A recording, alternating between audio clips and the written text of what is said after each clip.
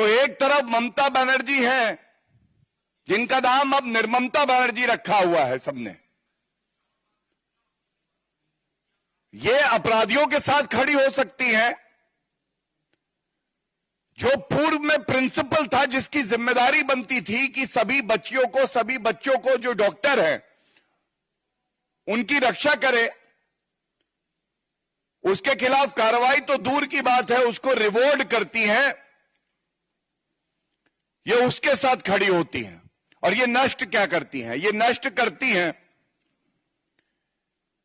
एक महिला की अस्मिता को, नष्ट करती है ये संविधान के प्रावधानों को जिसकी इन्होंने शपथ ली है कि मैं बचाऊंगी, नष्ट ये करती है कानून का जो राज होना चाहिए उसको, और नष्ट ये करती है जो तथ्य और साक्ष्य सबसे जरूरी है इस केस में उनको। हमारी बहन जिसके साथ ये जघन्य अपराध हुआ है,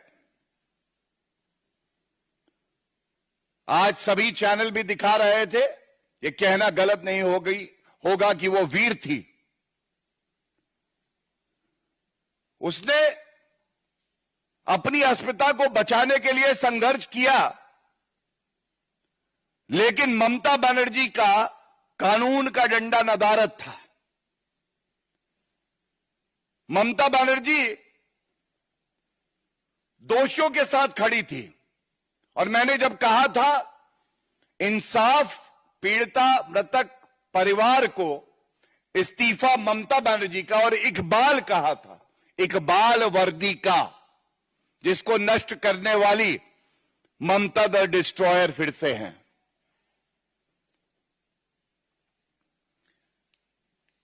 जो रिपोर्ट सामने आ रही हैं, और बड़ी जिम्मेदारी से एक नागरिक होने के नाते,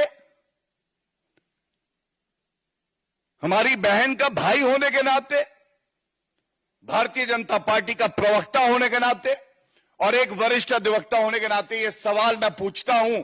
ये सवाल मेरे मुख से पूछे जा रहे हैं, लेकिन ये पश्चिम बंगाल की जनता के सवाल हैं।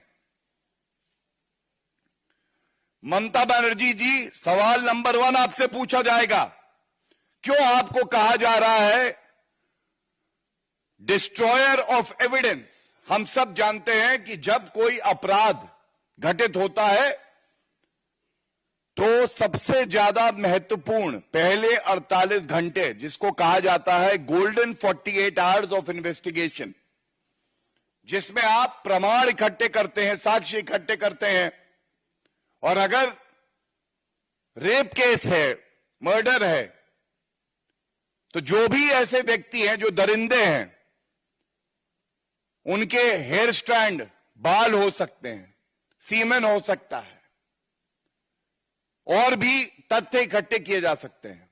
लेकिन देरी का मतलब यह होता है कि प्रोसिक्यूशन, जो कि उस वक्त ममता बनर्जी, क्योंकि गृह मंत्री थी, पुलिस उनकी थी, उनके तत्वाधान में था, उसको कमजोर करने का प्रयास। तो पहला सवाल यह है, ममता बनर्जी, आपका मुझे वक्तव्य याद है, आपने कहा कुछ दिन बाद सीबीआई को मैं जांच ट्रांसफर कर दूंगी अगर मगर। जब ये जघन्य अपराध होने के बाद खबर आती है, त्वरित कार्रवाई करते हुए आपने तुरंत सीबीआई को ये इन्वेस्टिगेशन ट्रांसफर क्यों नहीं करी? ये पहला सवाल है।